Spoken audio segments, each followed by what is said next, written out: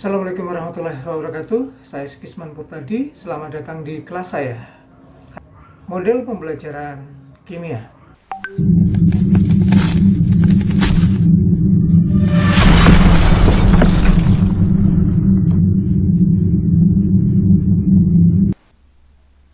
Kali ini kita akan membicarakan tentang strategi pembelajaran, tentang apa dan mengapa strategi pembelajaran itu. Untuk mempermudah proses presentasi saya atau penjelasan saya membuat garis besar dari penjelasan saya. Nanti kita akan mendiskusikan tentang yang pertama adalah tugas guru, kemudian pengetahuan-pengetahuan apa saja yang harus dimiliki oleh seorang guru supaya menjadi guru yang baik, kemudian strategi pembelajaran secara umum, apa yang dimaksud dengan strategi pembelajaran, kemudian tujuan pendidikan, kemudian karakteristik sains dan kimia, sebelum yang terakhir adalah tujuan pembelajaran kimia. Baik, yang pertama adalah kita bicarakan tentang tugas guru. Seorang guru tidak hanya bertugas untuk berdiri di depan kelas, kemudian menyampaikan kontennya, kemudian selesai sampai di situ. Tugas guru lebih banyak daripada itu. Kita bisa melihat beberapa tugas guru yang lain dan kita kelompokkan menjadi beberapa. Saya kelompokkan menjadi 4. Yang pertama adalah tugas guru di kelas. Yang pertama adalah memfasilitasi proses pembelajaran. Memfasilitasi proses pembelajaran adalah suatu cara bagi guru agar siswanya bisa belajar. Jadi belajar itu merupakan tugas dari siswa, tetapi seorang guru harus bisa membuat siswanya belajar tentang apa yang mereka harusnya bisa mereka pelajari. Jadi di dalam kelas ini tugas guru menjadi seorang fasilitator, bukan hanya sekedar penyampai materi saja. Jadi supaya walaupun kita menyampaikan materinya, tapi kalau siswanya tidak belajar, maka proses pembelajaran itu sebenarnya tidak terjadi. Jadi belajar itu menjadi sebuah tanggung jawab siswa. Nah, guru harus menjadikan suasana kelas itu bisa menjadi suasana kelas yang menjadikan siswa belajar. Berikutnya, selain ada di depan kelas, sebenarnya tugas guru sudah dimulai sebelum dia masuk kelas, yaitu persiapannya. Jadi persiapan-persiapan yang dikerjakan oleh guru supaya bisa membangun kelasnya itu juga menjadi tugasnya. Setelah persiapannya, dia juga memanage.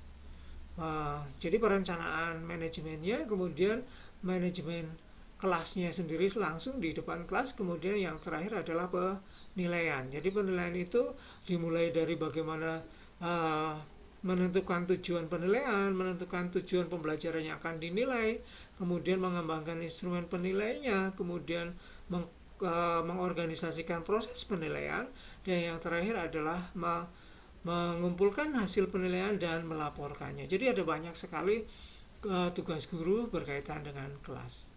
Ini yang pertama. Kemudian yang berikutnya adalah tugasnya di luar kelas. Tugas di luar kelas atau tidak berkaitan dengan proses pembelajaran, guru juga harus bisa bertemu dengan siswa dan orang tua siswa di luar kelas, berkaitan dengan bagaimana kemajuan siswa, bagaimana keluhan orang tua dan sebagainya. Itu juga tugas guru. Jadi guru juga memfasilitasi agar ada komunikasi antara siswa, guru, orang tua, dan sekolah. Tugas berikutnya adalah tugas untuk organisasi. Organisasi yang dimaksud di sini adalah organisasi guru untuk mata pelajarannya sendiri, kemudian sekolah, dan juga secara umum atau secara nasional kurikulum. Untuk tugas organisasi sebagai guru yang sama dalam bidang studinya, kita mengenalnya sebagai MGMP, musyawarah guru mata pelajaran. Di dalam MGMP, tugas guru juga mengembangkan bagaimana membelajar, jadi berdiskusi dengan teman sejawat bagaimana mengembangkan proses pembelajaran kimia yang baik, kemudian bagaimana merencanakannya, bagaimana menilainya, kemudian supaya antar sekolah itu tidak uh, saling berkompetisi yang tidak sehat gitu. Jadi mereka bisa bekerja sama untuk mencapai tujuan pembelajaran bersama. Selain untuk pencapaian mata pelajarannya, guru juga harus bisa bekerja sama dengan sejawatnya di dalam sekolah untuk mencapai tujuan sekolah. Jadi itu tugasnya di dalam organisasi, dan yang lebih penting lagi bahwa secara nasional guru harus dapat mengupayakan supaya tujuan pembelajaran di dalam kurikulum juga tercapai. Jadi itu tugas guru di dalam organisasi. Berikutnya adalah berkaitan dengan sains itu sendiri atau kimia itu sendiri. Jadi tugas guru di sini adalah mengikuti perkembangan dari kimia dan tentunya adalah teknologi. Jadi tidak hanya sainsnya tapi juga sains dan teknologi. Jadi perkembangan ilmu kimianya dan teknologinya. Perkembangan ilmu kimia dapat diikuti oleh guru melewat seminar, kemudian pelatihan, kemudian termasuk juga tadi di dalam MGMP mereka berdiskusi, kemudian membaca jurnal, melakukan penelitian dan sebagainya. Jadi mengikuti perkembangan itu, termasuk juga perkembangan yang muncul di dalam internet atau media-media yang lain. Jadi itu adalah tugas guru. Jadi siapkan diri Anda menjadi guru dengan melihat tugas-tugas yang harus dilaksanakan oleh seorang guru. Tidak tertutup kemungkinan masih banyak tugas yang lain yang tidak saya sebutkan satu persatu, tetapi Anda akan bisa melihat bahwa itu semua menjadi tugas guru, termasuk juga mengadministrasi kelas tadi ya, ada di dalam kelas, jadi membuat administrasi kelasnya. Kemudian apalagi sih di organisasi juga dia akan mungkin menjadi wakil kepala sekolah, menjadi wali kelas, dan yang lainnya itu adalah tugas guru sampingan yang lainnya. Baik, kalau ada pertanyaan silakan dicatat, nanti silakan Anda sampaikan di forum diskusi. Kita lanjutkan, berikutnya adalah pengetahuan dasar. Jadi pengetahuan dasar apa saja sih yang harusnya dimiliki seorang guru. Jadi kalau kita sudah tahu tugas seorang guru itu ada banyak seperti itu, maka kita juga harus membekali diri kita untuk bisa melaksanakan tugas-tugas tersebut. Tugas yang pengetahuan dasar yang pertama tentu saja yang sering selalu disebut kalau saya tanya apa sih sebenarnya tugas pengetahuan apa sih yang seharusnya dimiliki oleh seorang guru. Yang pertama mesti adalah isi dari materi kimia itu atau kontennya. Jadi seorang guru kimia tanpa menguasai pengetahuan kontennya bukan guru kimia. Kemudian yang berikutnya adalah pedagogi umum. Jadi untuk model pembelajaran ini kemarin di awal saya menyampaikan bahwa kita harus sudah belajar tentang psikologi pendidikan. Jadi tentang pedagogi umum secara umum, jadi kita harus tahu tentang apa sih yang dimaksud dengan pendidikan secara umum, kemudian apa sih tujuannya, dan bagaimana proses pendidikan secara umum itu. Jadi pedagogi secara umum tentang apalagi tentang psikologi pendidikan, tentang belajar dan mengajar, dan seterusnya. Berikutnya adalah bahwa seorang guru harus mengetahui tentang kurikulum. Jadi guru tidak mungkin tidak mengetahui kurikulum yang sedang berlaku pada saat itu. Jadi pengetahuan tentang kurikulum itu tidak hanya sekedar materi yang ada di dalam kurikulum, tetapi juga harus tahu tentang bangunan kurikulum itu sendiri. Apa yang menjadi landasan dari kurikulum tersebut. Jadi rohnya kurikulum itu mau kemana, spiritnya kurikulum itu maunya apa. Jadi kita harus melihat kurikulum itu juga seperti itu, bukan hanya sekedar di dalam kurikulum itu materinya ini saja, tapi kita harus melihat sebenarnya kurikulum itu maunya kemana, bedanya dengan kurikulum yang sebelumnya apa, kemudian arah pengembangan kurikulum berikutnya akan seperti apa. Jadi seperti itu yang dimaksud dengan pengetahuan tentang kurikulum. Kemudian ya, berikutnya setelah kita tahu tentang isi, kita tahu tentang uh, pedagogisnya atau tentang pengetahuan pembelajaran atau pendidikan, kita harus bisa menyatukan antara materi kimia dengan pengetahuan pedagogis kita. Ini berarti bahwa tidak hanya tahu tentang materi kimia dan tidak hanya tahu tentang belajar dan membelajarkan, tetapi kita juga harus tahu bagaimana membelajarkan suatu materi, suatu tujuan pembelajaran kimia. Jadi bukan pembelajaran yang secara umum. Kalau yang umum itu ada di pedagogi umum. Nah, ini di dalam pengetahuan pedagogis konten atau isi itu adalah bagaimana bisa menyampaikan konten kimia dengan proses pembelajaran yang tepat supaya hasilnya menjadi lebih efektif.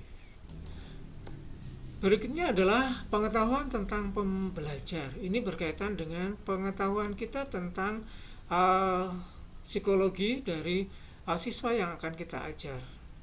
Gitu. Jadi tentang anak didik kita, tentang minat mereka, tentang motivasi mereka, tentang tugas perkembangan psikologis mereka. Jadi kalau kalau kita mengajar di tingkat SMA itu proses psikologinya sampai seperti apa sih? Jadi siswa SMA itu berbeda dengan anak-anak kuliah. Siswa SMA itu berbeda dengan TK, SD, SMP. Jadi kita harus belajar tentang apa yang mereka mau, kemudian interestnya mereka di mana, juga kemudian kalau di era sekarang itu mereka maunya seperti apa. Itu artinya kita harus tahu tentang pengetahuan berkaitan dengan pembelajaran atau siswa. Pengetahuan dasar berikutnya adalah konteks tentang pendidikan. Jadi tidak hanya yang dimaksud dengan inquiry adalah seperti ini, tetapi ya, kita juga harus tahu tentang bagaimana inquiry itu diterapkan di dalam proses pembelajaran kita. Itu konteks pendidikan. Kemudian akhir, tujuan dan nilai pendidikan. Jadi tujuan dari proses pendidikan itu apa, kemudian value-nya dari proses pendidikan itu apa. Jangan hanya sekedar bahwa kita sudah menyampaikan materi kita selesai, kita sudah mengantarkan mereka ujian nasional dengan nilai bagus selesai, tetapi kita harus memberikan bahwa proses pendidikan itu bukan sekedar itu. Jadi pada kalau yang sebelum-sebelumnya selalu disampaikan bahwa guru itu tidak hanya mengajar tapi juga mendidik. Jadi ada proses menjadikan seorang peserta didik kita atau siswa kita menjadi calon manusia, bukan hanya mengisi mereka dengan pengetahuan atau konten. Dan yang terakhir adalah teknologi. Jadi guru sekarang harus paham tentang teknologi. Paling tidak bagaimana menggunakan teknologi, memanfaatkan teknologi itu di dalam proses pembelajaran kita. Kalau sekarang lagi musimnya online, pembelajaran jarak jauh dan sebagainya, mungkin ke kedepannya siswa kita memang harus seperti ini. Jadi kita tidak selalu bertatap muka dengan mereka di dalam kelas seperti yang diinginkan oleh Merdeka Belajar ya. Jadi siswa bisa belajar dari manapun. Mungkin siswa kita bukan hanya siswa yang terdaftar di sekolah kita, tetapi siswa-siswa yang memang ingin belajar konten dari apa yang kita sampaikan. Jadi itulah fungsinya kita mengetahui tentang teknologi. Berikutnya adalah strategi pembelajaran kimia. Setelah kita tahu tentang pengetahuan yang menjadi pengetahuan dasar yang harus dimiliki oleh seorang guru, Anda mungkin bertanya, lalu strategi pembelajaran itu letaknya di mana? Kalau Anda mengikuti penjelasan saya dari depan, mestinya Anda akan sangat tahu bahwa letaknya adalah pada PCK atau pengetahuan tentang pedagogi isi. Jadi bagaimana kita belajar tentang belajar dan membelajarkan sudah, Anda belajar tentang, nanti kita bagiannya adalah belajar tentang pembelajaran itu, proses pembelajaran itu dulu, kemudian membawa proses pembelajaran itu masuk ke dalam materi kimia kita. Jadi mengolah materi kita itu sesuai dengan proses pembelajarannya supaya hasilnya lebih efektif. Jadi ada di sana. Nah, strategi pembelajaran itu adalah suatu cara atau urutan yang ditempuh oleh seorang guru dalam mengajar agar berhasil atau tujuan pembelajarannya tercapai. Jadi Anda ingat sekarang ada connect antara cara dengan tujuan. Cara dengan tujuan. Jadi strategi itu di situ. Tidak hanya tentang caranya, tetapi juga bagaimana cara itu bisa mencapai tujuan. Nah, strategi pembelajaran itu menyangkut banyak hal, meliputi beberapa istilah umum, yaitu pendekatan, model, metode, dan teknik pembelajaran. Secara umum, pendekatan pembelajaran merupakan bagian dari strategi pembelajaran yang muncul dari filosofi pribadi seorang guru mengenai pendidikan, kemudian hakikat pendidikan, peran guru, dan juga siswa. Jadi pendekatan pembelajaran itu di situ. Jadi bagaimana guru berpikir tentang proses pembelajaran itu? Apakah bahwa guru berpikir bahwa pembelajaran itu adalah menyampaikan materi sebanyak-banyaknya supaya siswa tahu sedalam-dalamnya, ataukah tidak harus banyak tetapi siswa paham makna dari proses pembelajaran itu. Jadi tergantung pada filosofi dari yang dipegang oleh guru. Anda sangat tahu filosofi pendidikan ya. Nanti Anda akan, kalau tidak nanti kita akan belajar lagi di belakang, Anda akan mengingat filosofi pembelajaran, filosofi pendidikan itu seperti apa. Nah, itu yang akan dipegang oleh guru, dan kadang-kadang filosofi ini akan muncul di dalam kurikulum juga.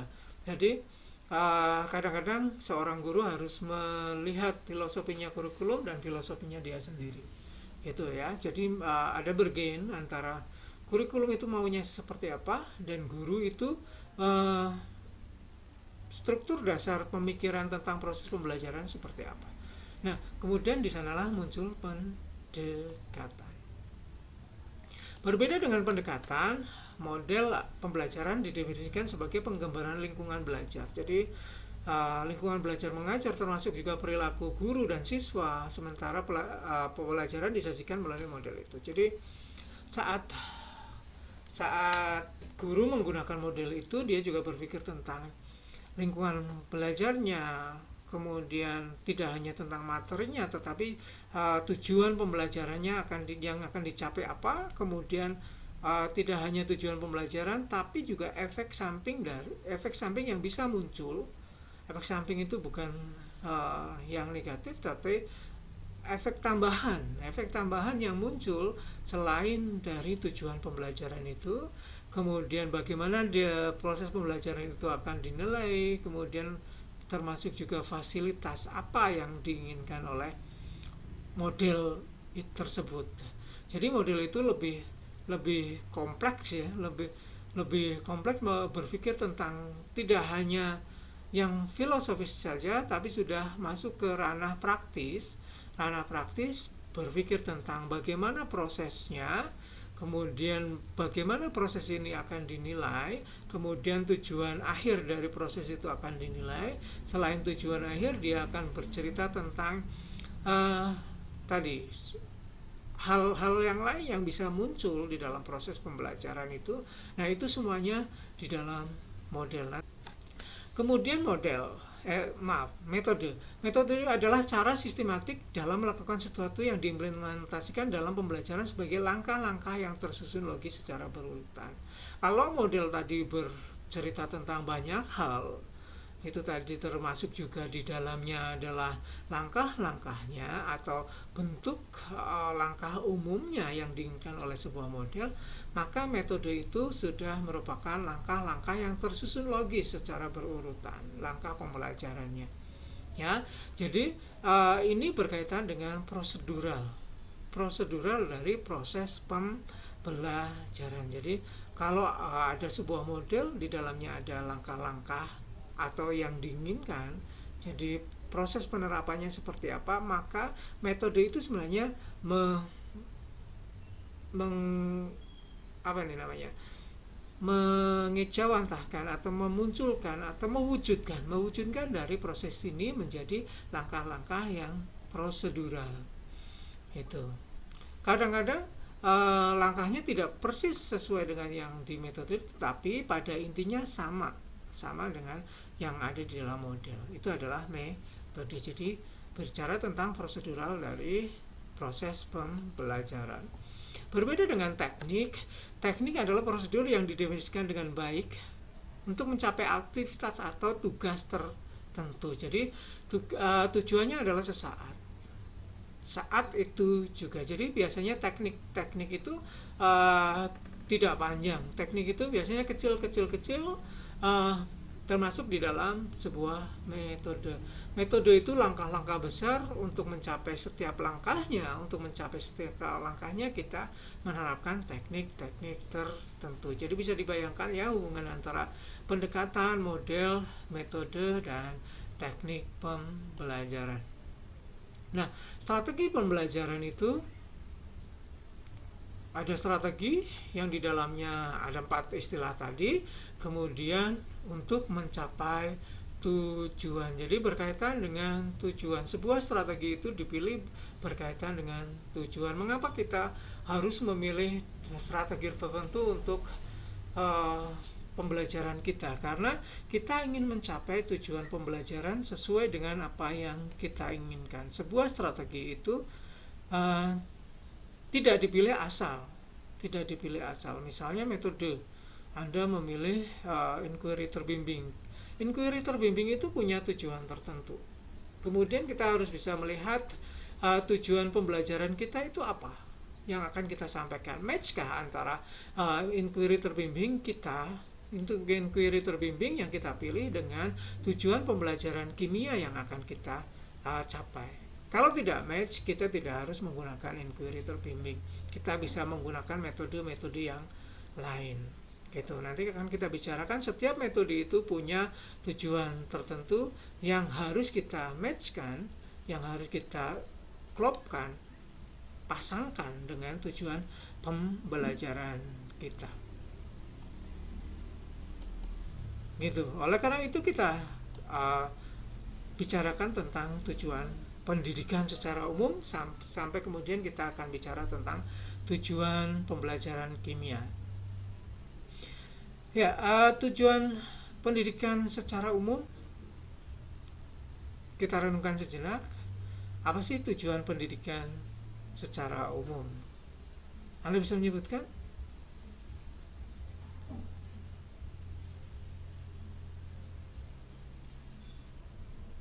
Sebenarnya tujuan pendidikan secara umum adalah mempersiapkan warga negara yang baik atau good citizen. Jadi apapun proses pendidikannya secara umum sebenarnya itu untuk mempersiapkan peserta didik kita atau siswa kita, anak-anak kita untuk menjadi seorang warga negara yang baik. Warga negara yang baik ini tidak berarti hanya di Indonesia. Kita sudah harus berpikir global. Jadi warga negara itu maksudnya juga menjadi warga global, yang baik. Tetapi tidak hanya itu saja, tidak hanya mendukung masyarakat yang baik, tetapi juga ada tujuan personal dari pendidikan itu, yaitu memberikan mereka jalan hidup bahagia supaya mereka bisa hidup bahagia siswa kita. Jadi tujuan pendidikan itu menjadi seorang warga negara yang baik dan menjadikan mereka orang yang bahagia. Kalau pendidikan itu tidak membahagiakan mereka, barangkali tujuan pendidikan kita harus di review ulang. Sudahkah sampai tujuan pembelajaran kita, tujuan pendidikan kita? Nah, untuk menjadikan mereka menjadi warga negara yang baik dan hidup bahagia, ada karakteristik yang bisa dikenali dari proses pembelajaran itu. Yang pertama adalah menjadikan proses pembelajaran itu siswa merasa dapat terlibat di dalam sesuatu. Terlibat di sini adalah sesuatu yang baik. Tidak hanya mereka kerja tangan terlibat misalnya di dalam proses praktikum, tetapi juga terlibat di dalam proses pembelajaran mereka sendiri, proses belajarnya mereka sendiri. Jadi mereka menguasai konsepnya itu bukan dari guru saja, tetapi mereka juga harus ikut terlibat bagaimana menyusun pengetahuan mereka. Itu kemudian berikutnya adalah proses pembelajaran itu bisa memberikan pengetahuan tentang sesuatu, pengetahuan bagaimana melakukan sesuatu, tentang apa itu dan bagaimana mengaplikasikannya, kemudian bagaimana belajar dan sebagainya. Itu adalah berkaitan dengan pengetahuan. Dan berikutnya adalah kita di dalam proses pembelajaran itu juga memberikan proses keterampilan seperti misalnya pemecahan masalah, berargumentasi, kemudian menyelesaikan sesuatu, membuat produk dan sebagainya. Itu adalah keterampilan. Kemudian tentu saja kita yang paling sering dilirik adalah konsep. Jadi proses pembelajaran itu belajarkan dengan konsep. Jadi memahami ilmu di balik sebuah masalah. Jadi kalau ingin memecahkan sebuah masalah, mestinya dia harus tahu konsepnya, gitu ya. Maka kita juga harus belajar konsep di situ, membelajarkan konsep di sana. Kemudian tidak hanya keterampilan dan konsep, tapi juga tentang sikap, yaitu mengembangkan sikap positif. Seorang warga negara yang baik tidak akan baik jika sikapnya tidak positif. Sikap positif dalam banyak hal, tentu saja dengan kriteria tertentu tentang sebuah sikap. Dan yang terakhir adalah harus berpartisipasi, yaitu mengambil peran aktif di dalam masyarakat. Jadi proses membelajarkan itu tidak steril di dalam sekolah, tetapi juga menjadikan mereka ikut terlibat di dalam proses di dalam masyarakat. Jadi mereka tahu bahwa di dalam masyarakatnya perlu apa. Nah, sekolah itu tidak hanya menggodok mereka kemudian begitu terjun di dalam masyarakat mereka kaku, tapi harus link match antara, jadi ada hubungan antara sekolah dengan masyarakat dan klop antara apa yang dikembangkan di dalam sekolah dan di dalam masyarakat. Tidak harus 100% klop, karena ada beberapa bagian yang mungkin tidak sedang berkembang di dalam masyarakat sekarang, tetapi sudah diprediksi di dalam proses pendidikan. Jadi proses itu juga harus ada di dalam proses pembelajaran kita. Itu tujuan pendidikan secara umum. Berikutnya kita lihat, sebelum kita belajar tentang bagaimana tujuan desain, selain mencakup juga tujuan pendidikan secara umum, mestinya punya tujuan pembelajaran tersendiri yang khusus untuk sains. Nah, sebelum kita belajar tentang tujuan pendidikan di dalam pembelajaran sains, kita lihat dulu karakteristik sains. Yang pertama adalah di dalam proses sains itu selalu memandang bahwa fenomena yang ada di lingkungan kita, kemudian dan konsep itu selalu berpola, dan pola ini diamati kemudian diteliti di dalam proses ilmiah. Itu jadi ada pola-pola tertentu yang muncul di dalam fenomena dan konsep. Jadi oleh konsep itu diperoleh setelah kita mempelajari fenomena yang punya pola-pola tertentu, kemudian dijadikan sebuah prinsip teori dan kita ajarkan di dalam konsep di dalam kelas. Gitu. Kemudian sains adalah proses menghasilkan pengetahuan. Yang perlu ditekankan di sini adalah sains itu bukan hanya sekedar pengetahuan itu sendiri, tetapi proses menghasilkan pengetahuan. Jadi pengetahuan yang ada di dalam sains itu bukan kebenaran yang mutlak, akan tetapi dia dengan adanya pengecualian tertentu, jadi sebuah pengetahuan biasanya akan muncul anomali. Anomali yang semakin banyak itu kemudian akan memunculkan pertanyaan terhadap konsep. Kalau kemudian dikaji, akan memunculkan pengetahuan yang baru, dan pengetahuan yang baru ini tidak lepas dari namanya anomali, dan seterusnya seperti itu. Jadi proses sains itu akan seperti itu. Proses sains bukan menciptakan pengetahuan yang mutlak, tetapi proses sains itu adalah proses menghasilkan pengetahuan itu sendiri. Berikutnya adalah proses ilmiah yang sudah kita sajikan tadi harus replikatif. Nah, tidak membahayakan orang lain ketika dia mengulang hal yang sama untuk mengetahui apakah memang pengetahuannya bisa dipertanggungjawabkan atau tidak, tetapi proses itu bisa diulangi oleh orang lain dengan cara yang aman. Itu namanya replikatif. Jadi bisa diulang, itu namanya replikatif, dan hasilnya memang dapat mendukung, walaupun mungkin ada beberapa hal yang tidak persis sama, tetapi generalisasinya akan menjadi sama. Kemudian pengumpulan informasi tadi bersifat sistematis.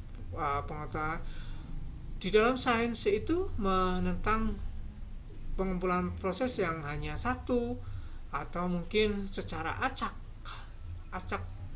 pun di dalam proses sains ada acak yang sistematis. Acak yang sistematis itu seperti apa? Anda nanti akan belajar di statistik dan metode, gitu ya. Jadi ada proses pengumpulan yang sistematis. Dan berikutnya ada interkorelasi antara sains dan teknologi.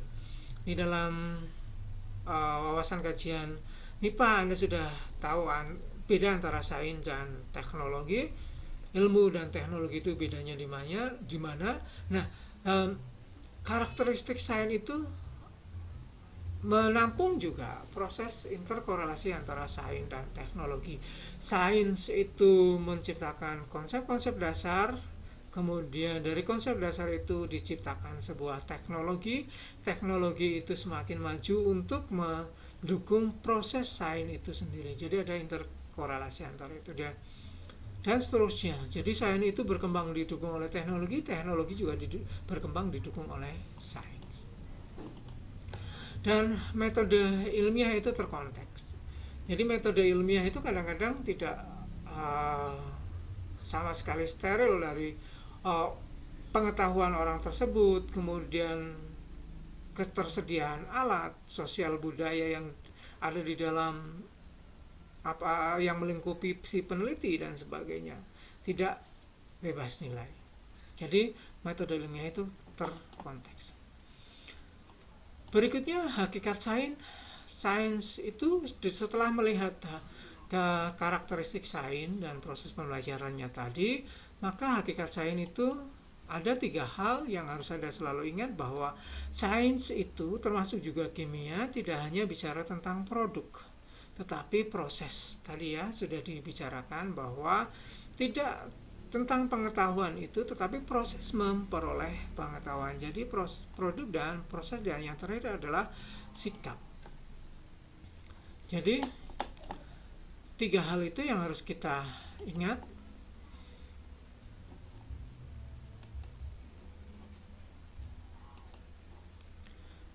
Jadi 3 hal ini yang harus kita ingat, bahwa hakikat sains itu selalu 3 hal ini.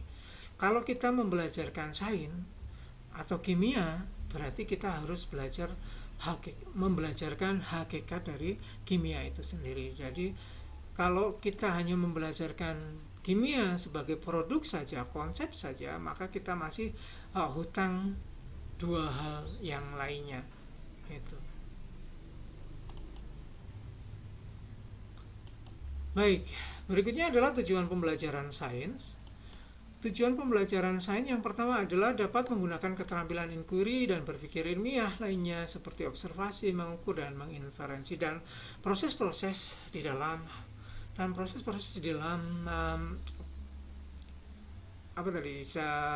saintifik atau proses ilmiah, ya, harus dapat menggunakan keterampilan inquiry itu karena kita bicara tentang proses. Jadi tujuan pembelajaran itu bisa dilihat seperti ini. Kemudian Siswa harus bisa memahami konsep-konsep dasar tertentu, termasuk juga lintas disiplin ilmu. Kita tidak boleh hanya mengajarkan kimia untuk kimia saja, tetapi kimia bisa dilihat dari fisika, ekonomi, sejarah, dan sebagainya. Jadi ada lintas disiplin ilmu. Kemudian memiliki pemahaman yang baik pada konten paling penting dalam disiplin ilmu. Jadi tentang kimia itu sendiri, bukan maksudnya disiplin ilmu tradisional di sini bukan pengetahuan tradisional ya, tapi maksudnya adalah kimia. Jadi selain lintas disiplin ilmu, tetapi juga harus belajar paham dulu tentang kimianya sebelum kita aplikasikan ke dalam bidang yang lainnya. Kemudian mengetahui bagaimana ide-ide dan penemuan ilmiah telah berkembang seiring waktu. Jadi kita menyampaikan hal tersebut bukan hanya pengetahuan yang hanya timelinenya yang diberikan pada mereka, tetapi kita juga harus memberikan mengapa sih sebuah pengetahuan itu harus berubah. Bagaimana pengetahuan itu bisa berubah. Nah, itu yang dipentingkan dari bahwa penemuan ilmiah itu berkembang. Jadi itu yang harus kita sampaikan pada siswa kita. Kemudian memahami perbedaan antara sains dan teknologi dan peran teknologi dalam pembentukan lingkungan dan masyarakat. Jadi sains itu bukan teknologi, teknologi itu bukan sains. Jadi ada beda antara sains dan teknologi. Kemudian ya kalau mungkin Anda berpikir tentang agama, jadi ada sains, teknologi, dan agama. Tapi kita bicara hanya tentang sains dan teknologi. Anda harus mengingat lagi apa yang dimaksud dengan teknologi dan apa yang dimaksud dengan sains. Jadi beda itu, dan bagaimana teknologi membangun masyarakat. Jadi di dalam pembelajaran kita juga harus memberikan itu. Kita tidak boleh hanya memberikan tentang konsep saja, tetapi bagaimana teknologi, karena kita sangat dekat, ilmu kita sangat dekat dengan teknologi.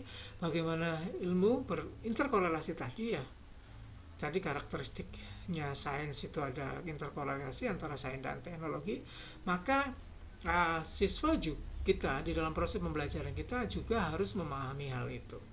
Dan berikutnya adalah terakhir mampu menerapkan pengetahuan dan proses sains. Jadi pengetahuan dan proses sains untuk mempertimbangkan isu-isu sosial, memecahkan masalah nyata, dan membuat keputusan. Nah, muncul sikap di situ. Jadi hakikat sains termasuk juga kimia itu dikembangkan dan diaplikasikan untuk memecahkan masalah nyata di dalam kehidupan sehari-hari, isu sosial, dan membuat keputusan. Jadi itulah kenapa kita harus membelajarkan 3 hal, bukan hanya produk saja, tapi produk, proses, dan sikap.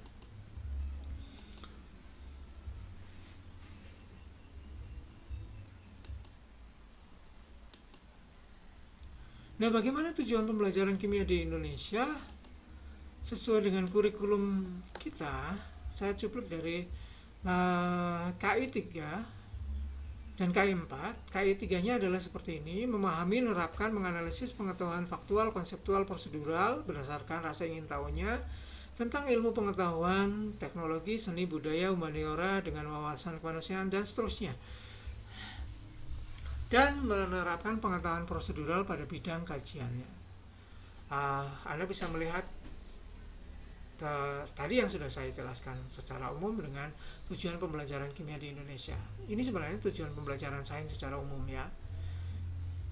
Jadi bagaimana menerapkan itu, menguasai pengetahuannya dan menerapkan pengetahuannya, itu di KI 3.